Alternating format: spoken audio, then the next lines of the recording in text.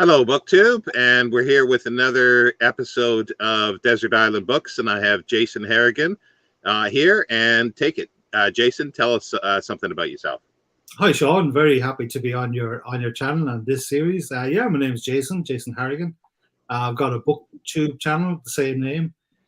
I live in Ireland, on the west coast of Ireland, and I've been a collector of books. I've been a book collector all my life, essentially, kind of borderline hoarder, but I've worked as a book dealer as well, a rare book dealer, and have handled, very interesting and rare books. But first and foremost, I'm a reader and have a pretty eclectic taste. But I've read fairly widely and fairly deeply. That's just the accumulation of time. I'm in my 50s now, and I read every day, so I've read a lot of books. But yeah, and as I say, I have a BookTube channel where I talk about some of those kind of things. Yeah, and I'll leave all the details in the description as well. Yeah, I need to make it a bit more active. I've been very busy and negligent lately, so I should shoot a few more videos. So you have your 8 books that you'll take on your desert island. So I do indeed. Yeah. So there's really no order to these, or at least I don't think of an order. So no, I haven't ranked them. It was tough enough to come down to 8, and I suspect I'll have some crossover with some of my peers, particularly in my age group. And then, of course, we all have our individual tastes. But I'll start off with the first one, so we might as well kick it off. And that's going to be Sherlock Holmes, the complete Sherlock Holmes, long stories and the adventures and memoirs. I currently have it in a 2-volume set. I'm kind of cheating, but you can get it in a 1 volume. Yeah. My eyesight doesn't work too well for the smaller print. And the reason I would have Sherlock Holmes is, I mean, I first started reading Sherlock Holmes probably in my teens, and absolutely loved them just for the surface level detail, the stories. I thought they were interesting. I thought the character of Holmes himself was fascinating, this kind of flawed character. And I was coloured too by my first televisual kind of experience, which was Jeremy Brett was there as Holmes. And there's something endearing about the Holmes character, where he's kind of exploded beyond the pages of the book. From first appearing in kind of, was it Mrs. Beeton's Christmas Annual was the very first appearance of Holmes, and then in Strand magazine. But very quickly, people started writing to Baker Street to seek Holmes's help. It blurred into a character that became real in a very real kind of way. And that was the great hue and cry when Arthur Conan Doyle killed off Sherlock Holmes. And, because he was pumping these out at a ferocious rate. And that's something I'll get to in a second with the stories, the short stories in particular. And he just kind of got fed up of it. He's got a very big canon of work, Conan Doyle. Some of his adventure stories are really worth digging into for people, and his Lost World stories and stuff like that. But he had to bring him back, and the money spoke, and so he was a professional writer, so he brought Holmes back. But Richard Lancelot Green, that great Sherlockian scholar who died in mysterious circumstances, according to a lot of his friends, he compiled a book of letters that were written contemporarily to Sherlock Holmes, seeking his assistance in solving mysteries and crimes and stuff. But the way Holmes migrated quickly to the screen, I know there's some very, very early black and white movies of Holmes. You'd know a bit more about this, but I think subsequent generations have had reimaginations of Holmes, from Basil Rathbone to Jeremy Brett to Benedict Cumberbatch, and it's just, he's a character who has endless ability to reinvent and reanimate himself. So I loved the stories for what they were.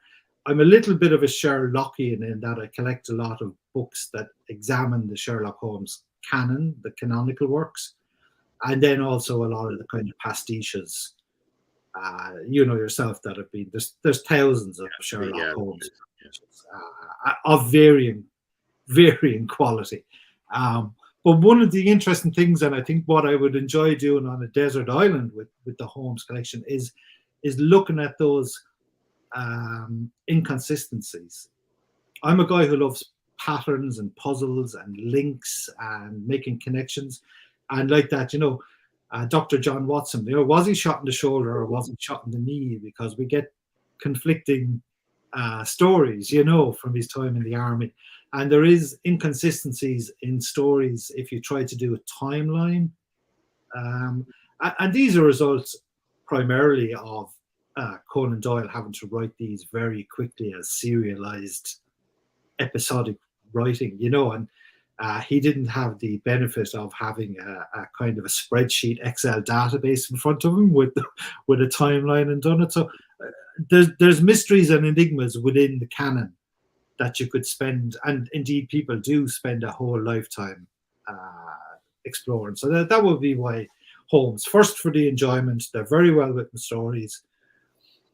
There's lots of claims to the first detective, Edgar Allan Poe, Bucket in Bleak House by Charles Dickens. There's lots of people claiming to be the first detective, but the first consulting detective, I think, done well. Arsène Lupin as well, and there is other ones, but I think Holmes gets first place for me as a fully rounded, done nothing else, pure detective, and I find that fascinating. Yeah, and as I said, I think on another episode that I think it would be on my list as well. That's the one little sort of surprise, not a surprise, but it is weird. Like I keep wondering if he would have started writing 10 or 20 years earlier, would it have worked? 10 or 20 years later, was there something about the period too that just fit, like for it?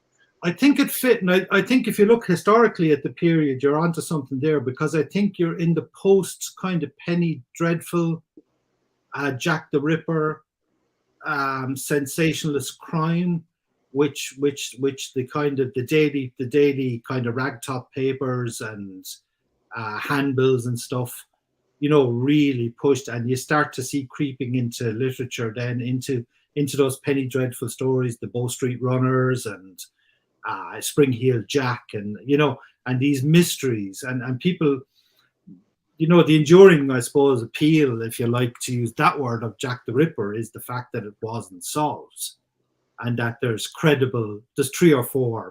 probably credible candidates, and they're just the candidates we know of.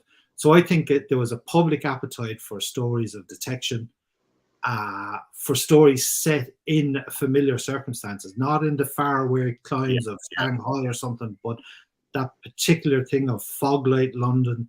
You can imagine it. You can imagine Whitechapel, the cobble streets, the foglights, the hansom carriages being driven, down the thing. These guys with their top hats and capes, but they're standing cheek by jowl with the kind of underbelly or undercurrent of London that Dickens was kind of popularizing as well. So I think there was definitely a zeitgeist that Conan Doyle, like all great writers, they tap into something. They write what they know, they write what they see. And I think for me, some of the most successful writers are writers of fiction who write about what they see and experience. And of course, then he had his own influences from the medical field. He was used to the process of deduction. Medicine is a process of deduction.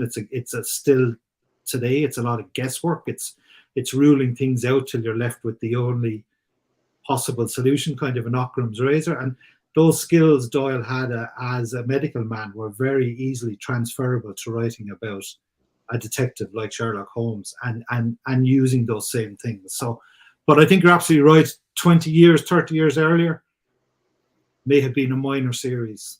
20, 30 years later, other things would have taken precedent. John Buchanan and people like that who were writing in the kind of teens and 20s, who were writing, like the 39 Steps and books like that, writing about kind of activists and detectives and kind of heroes, would have probably preceded. But yeah, I think that post-Ripper period where you had these penny dreadfuls, and the key as well is that they were popular reading.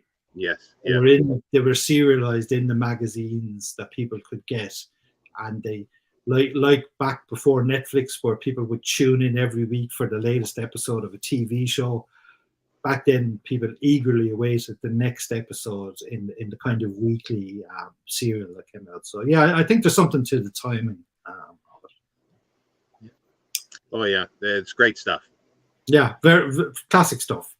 We'll keep with fiction so for the next one, and I've gone for an anthology of a genre that I really, really enjoy and always have. And I picture on my desert island in the evening after a day of fishing and, you know, hunting wild boar and stuff like that, while I'm sitting around the campfire by myself. What a better accompaniment than a selection of classic, absolutely classic ghost stories. And I've picked here, I could have picked any compendium, but this is a very strong contender for one of the better compendiums of ghost stories. And these are very much ghost stories in that tradition. So chosen by Michael Cox and R.A. Gilbert. This is the Oxford book of English ghost stories. I know there is another Oxford book as well, but this particular edition has a multitude of stories to start with. I'm not sure, I should have looked up about how many, but it's got at least kind of 30, 35 anyway. But you have a lot of the big hitters in here, and what they've done is picked the best of them, the best of what they've done. And there's some now lesser known authors, but at the time were big authors in the genre of ghost stories. And again, they're just something for me that fire the imagination. A well-written ghost story doesn't have a huge amount of violence, doesn't have a huge amount of gore or anything like that. It has that uneasiness, that kind of creepiness that gets the hair on the back of your neck. And I can get like that with a good ghost story. Even one I've read before, if it's been a while and I'm reading it again, that dread, you know, people go on about Lovecraft and his cosmic dread, which I absolutely see, but there's also a more intimate dread of the person who's just realizing, hang on, something's a bit off, you know. The supernatural has seeped into my normal world, and this is where ghosts come in and ghost stories. That would be my second. That's a great collection, because I think I first came across it maybe 30 some years ago, I think. Yeah. And I've reread it many times, and I am surprised that even the not worst ones, but the lesser ones are still really, really good. And the other thing that I've come to find is that there's a lot of female writers that did excellent ghost stories. Actually, I think some of the best are by some female writers. Certainly so. And I mean, there's lots of chatter about, you know, representation of female authors and stuff like that. Well, especially I find in the genres I read, horror, ghost stories, weird fiction, has always been a very strong female voice and representation there. And I think sometimes that's brushed a little bit under the carpet unfairly to those women writers who were not writing with pseudonyms. They were going toe to toe with publishers, getting their books out, getting their stories published in magazines and journals, and having successful standalone careers as authors. Very successful standalone careers as authors. So, I mean, I think supernatural fiction and ghost stories are a great exemplar of a genre that, even in very early days, was gender blind. Is that the word I would use now? Yeah, possibly. Yeah. But the representation is definitely there, and sometimes I think sometimes people need to look a bit more deeply into what was published and what was popular then, because there's a lot of writers who are popular then are forgotten now, but that doesn't mean they weren't hugely popular in the day, and that they were sought out and collected and admired, and, you know, loved. One of my favorites is Amelia P. Edwards. I'm pretty sure she has at least one story in there. I think there's one in there. Yeah. And she was an Egyptologist. She started the Egyptian Exploration Fund, you know. And it's like, you know, she wasn't just a hack writer, you know. She had a career otherwise also. Yeah, well, you even see it in Egyptology. There's in archaeology of the period, there's some outstanding women. And again, they weren't doing this sitting in a kind of a drawing room as a kind of a pastime, you know, between embroidery and the things people like to think of what was going on. they were out in the world making a name for themselves, and like I say, competing toe to toe and doing it very successfully. But anyway, that's kind of an aside. But I think, but it's nice to reiterate it because it doesn't seem to be talked about that much. No, and there's plenty there for people to explore. I know the British Library that Mike Ashley is doing. He's one of the editors of that terrific series of books they're doing. Yeah, and he had one. I got it last year. Women of the Weird or something. Yeah. Queens of the Abyss is the title, and it's about women who wrote weird fiction, and it's stunning. It's like they leave a lot of the big men of the period in their wake with the inventiveness, with the newness and freshness of the ideas that they were writing in weird fiction. So I'd say to people, it's there if you look for it, but like everything else, you got to go look for it and know where to look for it. And one of the areas where you can find really great women writers is in supernatural fiction, weird fiction, ghost stories, from the early 19th century, right up through, from the Anne Radcliffes right up through to whoever, fantastic stuff. Yes. Now we'll turn to a man for my my next book, but this is my favorite book, and anyone who knows me at all will have no surprises. This book, and this is just one of the many editions I have of Umberto Eco's Foucault's Pendulum. Excuse me. The fiction book I certainly have read the most. I have read this multiple times, complete read-throughs. I often revisit sections of it because it's a book that it's always in my mind. Even when I'm reading other books, when I'm thinking about other things, it was a gateway book for me to a lot of other kind of literature that would be considered maximalist literature now, or difficult books, in maybe intellectual type books. But for me, it was the first book, I think, that just, like I say, I said earlier, I like patterns. I like making connections. It's one of the joys for me of reading, is tracing stuff back. And this was the first book that demonstrated what an author could do in laying out a schematic or a blueprint, where it's very much up to the reader to get everything they want from it. He doesn't explain everything. He doesn't footnote everything. He doesn't make it explicit what every kind of reference he's making in the book is. It's just in there. And it's not a case of you'll either get it or you won't, because no one, I think, could read this first time and get every possible connection or, allusion that's in there. But I've had great fun over decades now doing just that. And I revisit it, and people say, the old hackneyed phrase, I learn something new every time I read it. I learn something new every time I read this, because it sends me off on a rabbit hole. It's a cracking story. It's a meta-narrative about conspiracies and how the belief in something can make it manifest into something real. And I think in recent history has showed us how conspiracy theories can grow legs and take off and have real-world consequences, can have real-world effects. And this is what Foucault's Pendulum kind of does and demonstrates. It was his second novel, the first one being the real breakthrough, The Name of the Rose, which was a publishing surprise and sensation, because again, it's a fairly erudite book set around kind of monastic wranglings in medieval Europe.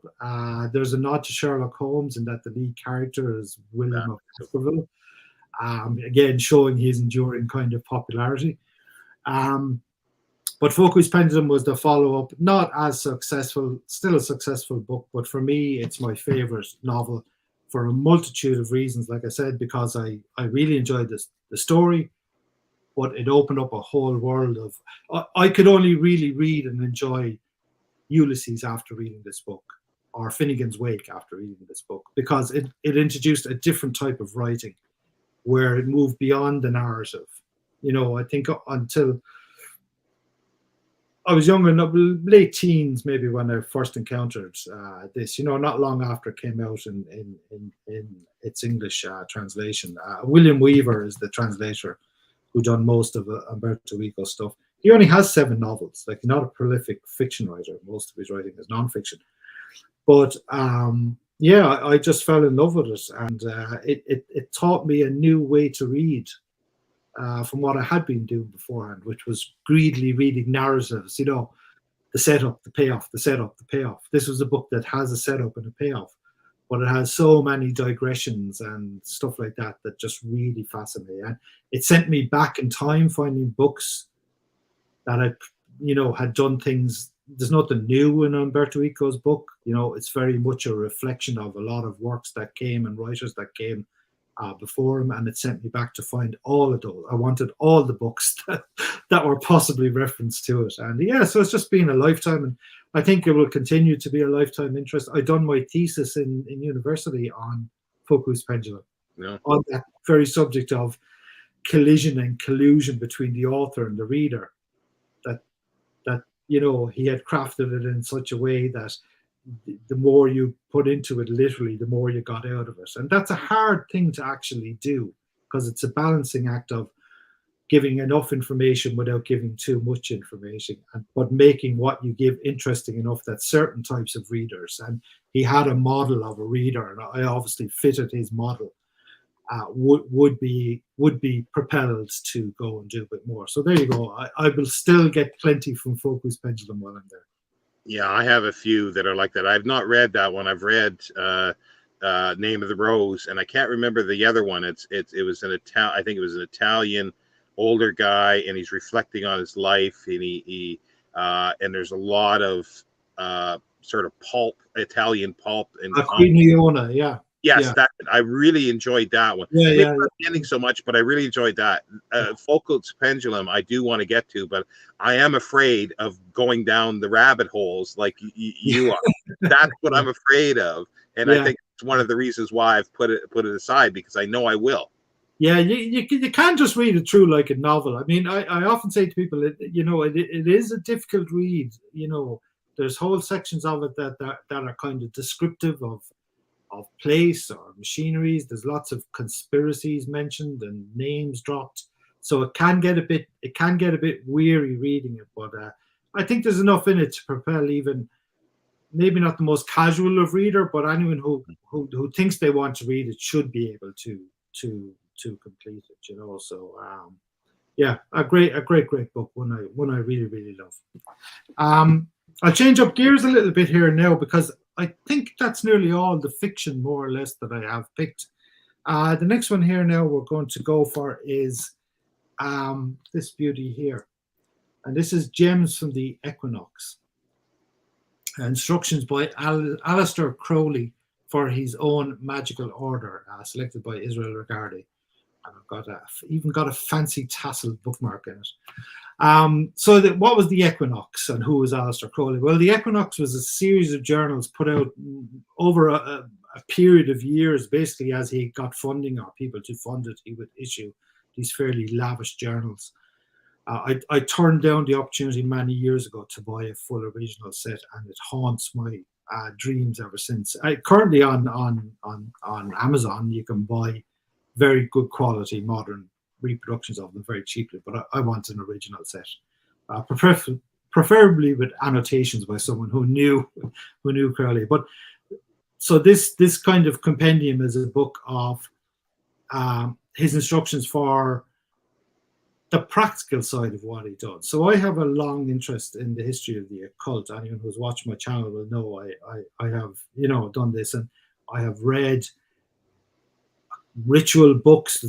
There's some up here. Well, they're not. They're actually on the shelf above. But I've read a lot of books on occult history, magic, different magical orders, different systems, and stuff like that. They're just kind of belief systems. And I suppose really the key of it, as someone who believes in something myself, I want to figure out what other people kind of believe in. But this is a book of all the systems that have been created by individuals.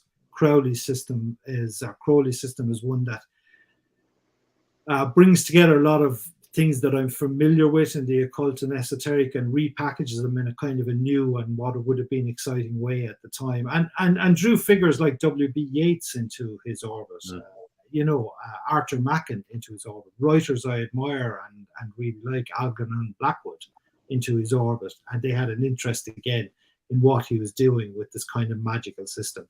Very much the zeitgeist thing, like we talked about Sherlock Holmes as well. There was a huge occult revival going on at this period. We're talking late 19th century, early 20th century. That fin de siècle kind of period was a real hotbed of experimentation, of decadence, of trying out new things, and someone who came along then with a message that, you know, you could kind of follow your will, even though that's a bit of a misunderstanding of his "do what thou wilt should be the whole of the law," is not do whatever you want. It's to work with your will to do stuff. But I won't get into the theology of it now. But while I understand a lot of what Crowley wrote and what's written about Crowley and the people in his orbit, I've never spent a huge amount of time studying the actual system, the actual magic system that he was talking about. And I think if I was stuck on a desert island, it'd be a perfect opportunity, because there'd be no one around to go, Jason's lost his marbles, he's drawn weird symbols in the sand, and he's making burnt offerings at all times of the day and night. So I think I'd bring Gems from the Equinox, which is a book I dip in and out of. I can't claim to be an expert in it. I don't really understand a lot of the concepts that he's trying to do, but there's definitely something there that has intrigued far more intellectual and greater minds than my own, and that's enough for me to keep kind of tipping away at the cold face. So there you go. I'm sure that would keep you busy. It would keep you busy. Yeah. And I don't know that much about his nonfiction, but I do have here, and I'm looking at it above. It's one of those Wordsworth classics, The Drug and Other Stories. Yeah. And I've read some of those before, and I picked one of these up a couple years ago, or picked this up a couple years ago, because I haven't. It's sitting there, sort of taunting me to. It's orange with a pentagram on the front cover, is it? Yeah.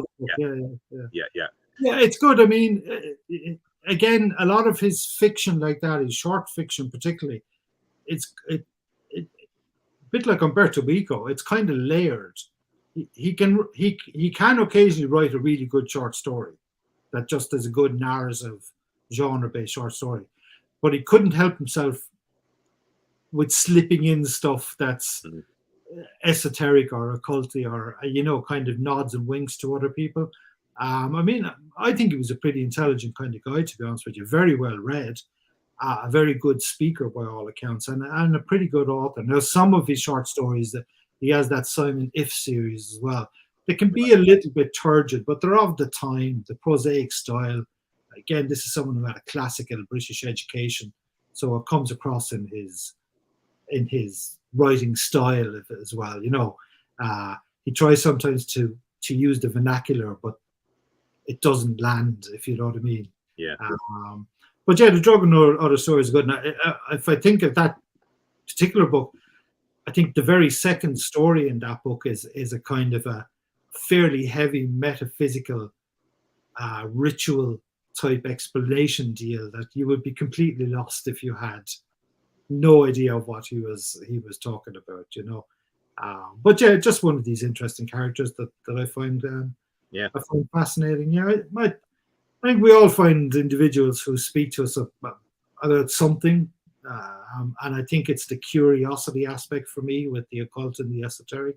Some of the most interesting people I've met in my life have been people who have swam in these particular waters, and I've had lifelong friendships with people who while I read this stuff and research this stuff and I'm interested in stuff, they live this stuff and practice this stuff. It's I'm always impressed by people who will, and we'll see that now in a minute. I'm always impressed by people who do what they say they want to do, who don't just talk about it or read about it. Or I read about lots of things, I don't do lots of them. You know what I mean? But there's something impressive about someone who takes something and actually applies it in their life and see how it works. And magic is an experimentation.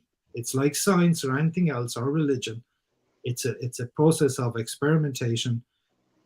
There's no like one thing that fits everyone. The popular model is that there's a spell for this and a spell for that. It isn't. What practicing magicians, and there's plenty of them out there who take it very seriously, what they're doing is experimenting with different things. And a lot of it is experimenting at the limits of human understanding and trying to see is there any possible interaction between a kind of spiritual self and a physical natural world, and is there any kind of correlation or connections between those things? And that's, to me, that's an interesting, it's an interesting phenomenon to observe firsthand. Yeah. Yeah. See people try to do that. So there you go. So that's what I'd be doing. To counter all that possible satanic influence, I'd bring my breviary. Again, I don't make any secret of it that I have a faith. Brought up a Catholic. The most comfortable I'm calling myself is a contemplative. I'm a contemplative Catholic. I have huge problems with the organized structure of the official kind of man-made church, Vatican priests, the whole thing. I won't go into all that here, but I do find value in it. And I'm someone who's always had some kind of belief. I've never kind of lost and then refound. I'm not like reborn or, re-energized into it. It's just always played a part. And on a desert island, I think routine would be important for keeping your sanity, as we saw with who was Tom Hanks in that movie Castaway. You can go a bit Lulu on the island, and I don't want to be making friends with a volleyball called Wilson. So I think I bring my breviary, which really does structure my day. So what is a breviary? A breviary is a prayer book, a particular kind of Christian thing, a particularly Catholic one. This is the Benedictine one, which is a model I like, the monastic. So anyone who knows me, again, I'm very interested in the monastic experience. Harkening a bit to, like I was saying with the occult, these are people who actually do something. They don't just talk about it, they live it every second of their lives. And the breviary is just a way of marking the day. There's a set series of prayers and readings that start with lauds in the morning. And then you have prayers during the day, terce, sext, and non. And then you have vespers in the evening, early evening, and compline at night. And people would be familiar with these terms, vespers and compline and lauds and matins. There's different names, but it's kind of 7 offices a day. And a lot of monastic communities observe these offices. And what they do is they come together often as the community to pray together. Do their Gregorian chants. They very heavily influence this book by the Psalms, so follows the kind of whole series of Psalms. So it's the reason I'm not bringing a Bible, because this book has a lot of the Bible in it. It has readings. It has a ton of readings that you would do every day. There's an office of reading, so there's readings from the Bible here every day. It's a pretty big book, and you see there's 5 little tassels there where I follow different sections for different parts of it. So again, it would just be a really great practical way to map out the day. I know I get up and do this, and that's what I do now. I incorporate it into my daily life. It doesn't take up a huge amount of time. I give it enough time that I get the benefit from it, and it just keeps me, to talk about faith, I suppose, it just keeps the faith that I have that gives me a lot. It keeps it foremost and up front, because it's very easy to get distracted by the kids or work and all the other things. So I punctuate the day with these little moments. And I have like an internal clock now myself, because I've been doing it so long, that I just know it's time to do a certain thing. And that would be useful on a desert island. So there you go. And again, counteract any demonic entities I might get by practicing a bit of witchcraft while I was there. So that's it. That's my breviary. Does that have the rule of Saint Benedict in it as well, or is that just sort of incorporated? This doesn't, but I pretty much know the rule of Saint. Well, actually, this edition, no, I don't think it does.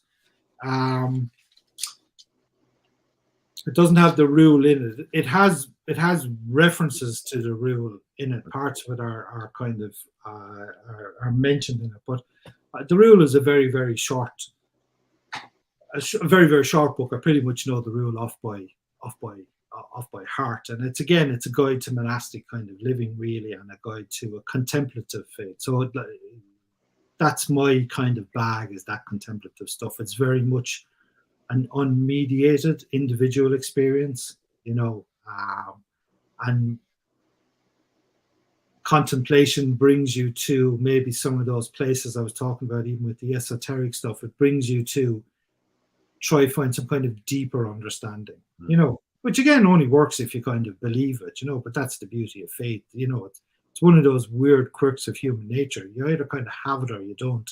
I don't think you can fake it till you make it. I think people fall in and out of it. They start off with something. Being a child is never a good time to try and learn and grasp with kind of philosophical ideas. So I think the way religion is taught to children is pretty fruitless, to be honest with you. And I think it's no surprise that a huge amount of people fall away as soon as they reach their early teens and go, that's a lot of old codswallop.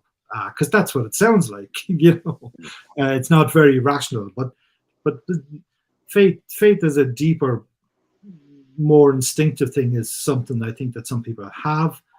I think you can certainly nurture it and grow it if it's something that's of interest, but like anything else, it takes a bit of work and it takes consistency, and something like the breviary really helps with that kind of stuff, but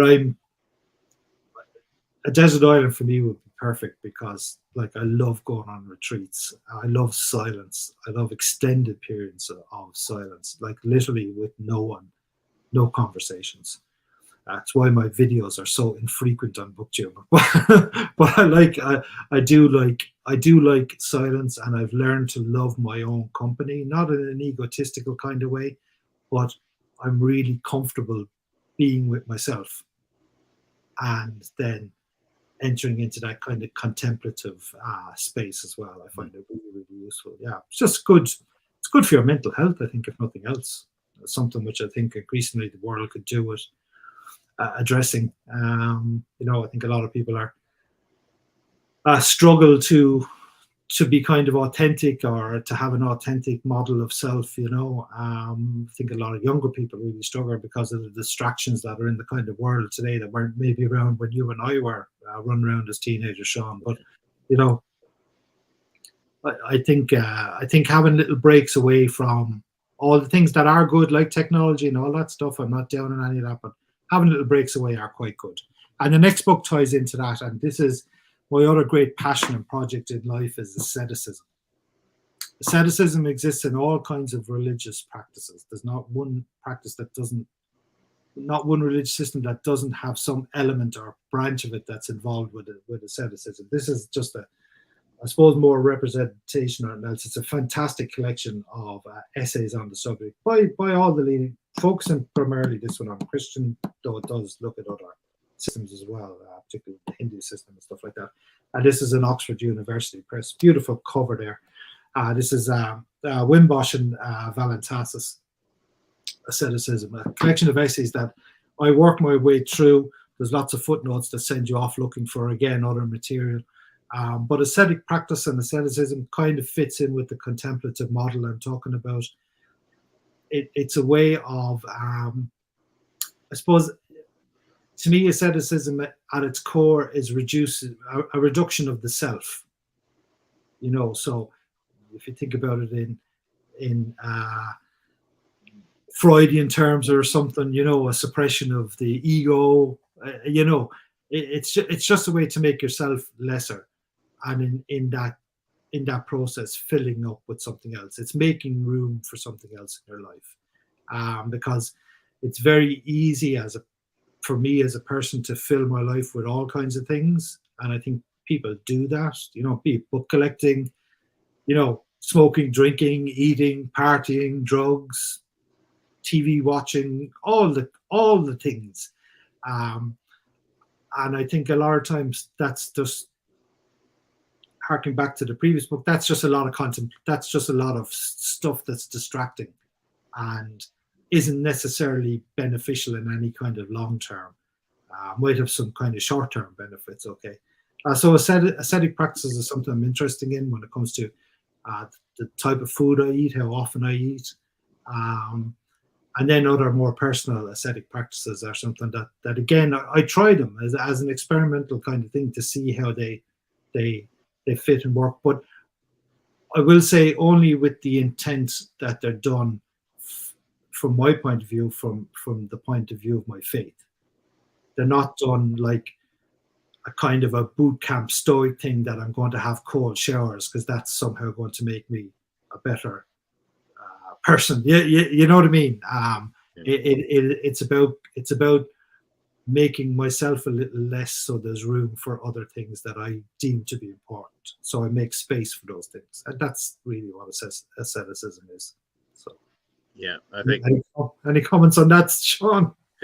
Well, I think everybody can use something like that because there's always other things that are, I guess, to use the word, more important than you occasionally, you know, and that you have to make room for, and Exactly. and to be able to realize that and to be happy with that, and you know, not begrudge the fact that you're spending time doing something else.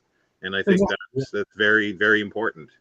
Yeah, it's balance. You know, it's finding that balance in life. You know, my mother used to often say, you know, a little bit of anything never hurt anyone. You know, a little bit of everything never hurt anyone. You know, so it's not all a kind of a doom and gloom ascetic wearing sackcloths and going living in a cave with nothing kind of scenario. But there's elements of that, and I think if I have allowed, for example, my life to be so filled with distracting junk, it takes something a bit radical to start to shed some of that kind of stuff. You know, it takes a bit of effort and work to do that. You know. Anyway, my last book is the GCHQ puzzle book, which is a book I've had for a number of years now, and I'm working my way slowly through it. Thankfully, it starts off pretty easily. But I am a big fan of puzzles, puzzling, enigmas, mystery texts, all that kind of good stuff. Languages, you know, Linear B. I'm fascinated by all those kind of guys who work stuff out. And this is just a book that GCHQ put out in connection with Penguin.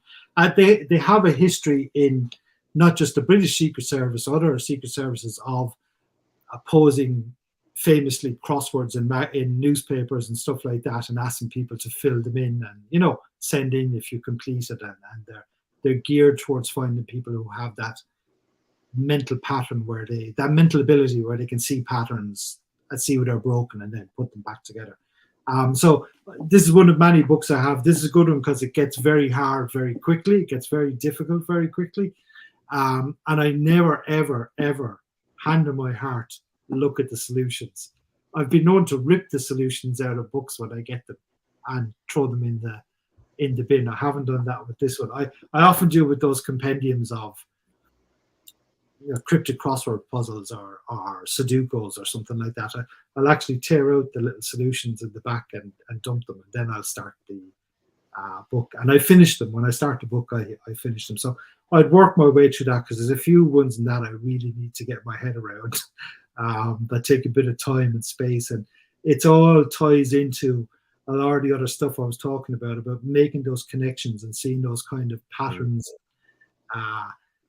making those cryptic leaps in the knowledge that's in my head already after a life or half a lifetime, hopefully half a lifetime of reading and being curious, that I'm a kind of a dream table quiz kind of contestant because I've so much rubbish facts in my head that I like things that help me pull some of those together and figure stuff out.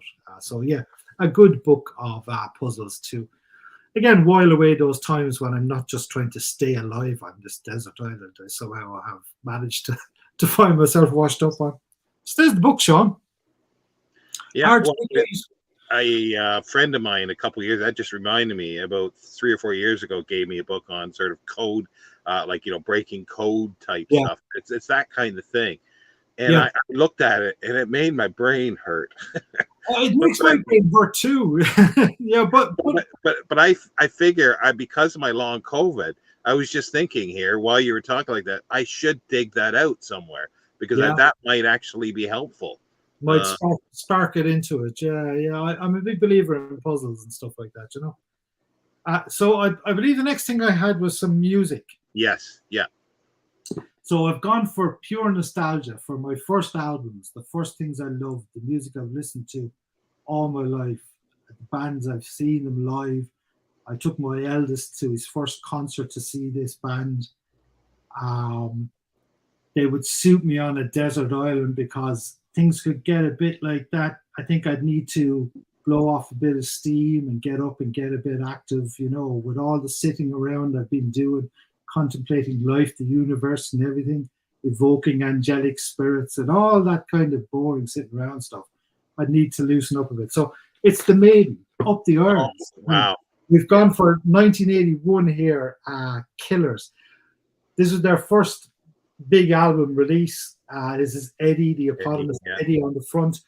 Vocals here by Paul Di'Anio, who was very different from Bruce Dickinson, who took over just the very next year, which and ultimately led to their success, I think, because he's a great vocalist. But Paul Di'Anio, very raw. They were just a bunch of lads in a rock and roll band at the time. So this is Killers. I can't help, like, that's 1981. And 1982 is, of course, The Number of the Beast, which is the next album that they've done. And this was the first album I bought, and then I got Killers. Not these particular editions, these are reprints. And this has then Bruce Dickinson as the lead vocalist, who's a very different sound. He came from a band called Samson to join them, and brought a very operatic feel to the music. And this, of course, is the infamous Number of the Beast album.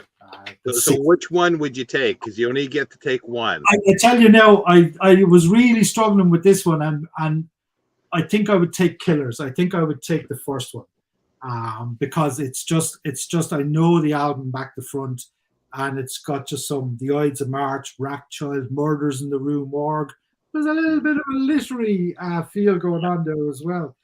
I didn't know you were going to choose that, but yeah, I love those. I remember getting the very first Iron Maiden album and really liking it, and then I've liked them pretty well all the way through with all their changes. Yeah, I've just seen them. I brought Noah to them a couple of years ago, just before the COVID thing kicked off. They came to Dublin. They're touring at the moment, actually. They were in Belfast last week. I didn't get up to them, but I went to see them with my son. He's big into Metallica and plays electric guitar and stuff like that. And they were just cracking. They were just brilliant, even though they're all older than me now. But they sounded amazing. I held the stage really, really good. So they've been a constant backdrop in my life. I like music. I like all kinds of music. I have a fairly wide collection of music, and I listen continuously to different types of music. But if I had to pick something where, and God be with the day, Sean, when I had long hair halfway down my back and I had my denim jacket with my patches on it and my studded wristband and rocking out, headbanging in that classic style to the Maiden, some of the best days of my life. I'd go back to it in a heartbeat. I'd give a lot to go back to it in a heartbeat. Yeah, I've never seen them live, but I do like them. I do like them. Oh, yeah, great. Just great stuff. Yeah. And then a luxury item. I've kept it kind of literary as well, because, I am a bookish kind of chap. And I was talking about asceticism and, going without things, and this is kind of contrary to that, but I do enjoy a nice cigar. So I would bring a cigar that I would hold off smoking until I saw the rescue ship or helicopter approaching. Then from the last ember of the last campfire I'd light the cigar up and in a very cinematic way turn around, wave goodbye to the island and leave to return to my life. And for that occasion, I can't go past Cuba. And I've gone for the Romeo and Julieta, their number 4, a classic cigar, mid-sized cigar. I'll just take it out there. You can't smell it, but trust me, it smells amazing. And I would keep it in its, I've opened this one now, so I'll have to smoke it soon. I would keep it in its little case, and when rescue was imminent, I'd bust the cigar out, and that would be my luxury item. And the asceticism of it would be not smoking it until I knew I was leaving. So there we go. Jason and a stogie. A big stogie, and thanks for coming to get me. let's get back to where we were. Well, you're not going to have one of those things. You're going to have to bite the end off. Then you're not going to have one of I'm the. not going to color. I'm very happy to bite the end off even an expensive cigar like this and light it up. It doesn't matter at all. I was going to bring I'm a big fan of Swiss Army knives. I was going to bring a Swiss Army knife, and I was thinking, because I see now there's a big trend for, like, you know, ultra camping and ultra lightweight camping and hiking and stuff, and I'm going, God, I was doing that 30 years ago because I was poor. I wasn't because you were, I think, grew up reasonably rural as well. I was very capable of making a chair if I needed one, or a camp if I needed one, or a tent. I could fossick around and find the materials. So I don't think I need to bring a whole lot of gadgets. Just the experience of having a very poor childhood would make surviving on a desert island a little bit easier. Resourceful, exactly. That's the word. So there you go. Well, that's great, Jason. Yeah, there was a lot of stuff in there that made me sort of think about new things to read as well. And sort of now, do you have any plans for your channel? As I say, I'll put the link down below. I haven't been active. I haven't been that active because just life's been really busy, Sean, to be honest with you. And I do like to carve out time. I'm set up today with the recording here, so I might shoot a video. I don't have any huge plans. I do think something like you're doing here has great value, the kind of Desert Island series, and I'd love to see you do. I'm interested to see who you have on and what they say. I tend to just turn on the camera and talk about a few books, and I will continue to do that. I'm not going anywhere. I have had a couple of channels in my booktube career, but this one will stick around, and I think seasonally you'll see more or less of me, depending on the time of year and what I'm doing. For example, it's summertime now. I've got 3 kids. They're all going to be off school for like 2 months, 3 months, and I work at home. So the days are just filled with things, and I love that. I love being able to do stuff with them. So booktube might have to take a little bit of a backseat. But when the long, cold, dark winters come in, and I'm sat here surrounded by my books, I love nothing more than talking about books, and I love talking to bookish people. So I think I'll continue to do it, but no firm plans for anything yet. Except maybe I would maybe do another read through of Foucault's Pendulum. I'm definitely up for that if you do. Yeah, I might do a kind of a guided kind of 4 or 5 part, 4 or 5 hours over a series of videos talking about Foucault's Pendulum, because it's something I enjoy, and I always get a lot out of it when I do it. And I know it's one of those books that a certain number of people have on their shelf, or they're aware of it and they'd like to read it, but they might need just a little prompt to push them into reading it. And my love for it might spill over into some people to get them. I definitely want to do. I'm going to have to get a copy though, and I'll start working on that. I'll send you a copy. I have plenty. I got a beautiful Chinese copy. I forgot. I was going to mention that. I was sort of hoping you'd have that, but it's in with the other Umberto Eco. I've got a whole, not a shelf. I have a whole bookcase of Eco works, but it's absolutely fabulous. I'll never be able to read it, but it's a beautiful thing to have. No, this was great, Jason. And talking about summer, and that's a thing that I've been sort of wondering, because people have lives. I don't have a life. This reading is my life at the moment. And I'm hoping to continue with this like on a weekly basis. But it is getting into the summer, and people do have lives. They go away. They have family. They have the kids at home. Just sort of for everybody, I'm hoping to continue this, but it'll all depend on who I can get, and I might have to do a hiatus for a while and then come back later, because I've really enjoyed doing this, and I haven't done that many yet, and it's been very enjoyable. So, and if you're a booktuber out there and you want to get in touch with me, my email will be down below. I'd be glad to do this, because I'm going to be doing it myself. I'm going to have somebody else sort of be in my place in a sense, and going through. And I've been trying to, and I now know the frustration of trying to pick the books, and and I had a list, and then I've changed it, and I've changed it again, and I might change it again before I get it done. But I think the most difficult part is the record, is the music, because I keep flipping between 2 or 3. That's why I even had 2 there. And like I shared with you a selection of books last night and then changed it this morning because I slept on it and went, oh no, actually, if I really had to go, I think I'd just pick that one. But I mean, if you had me on in a month's time, stranded on a tropical island, I'd probably pick 4 or 5 different other books. I think there's 2 or 3 would always be in the mix. But there's certainly ones. But I'd encourage anyone, if you reach out to Sean and do it. It's a fantastic way just to talk about books that you like, just for that reason that you like them, not because they're in a tag or because the author has a new book coming out. It's just looking at your reading life and saying, here's an accumulation. And one thing I was tempted to do and I didn't do it is I have a couple of books that I haven't read, and I would be interested to hear people bring a book that they haven't read, and would you take the chance?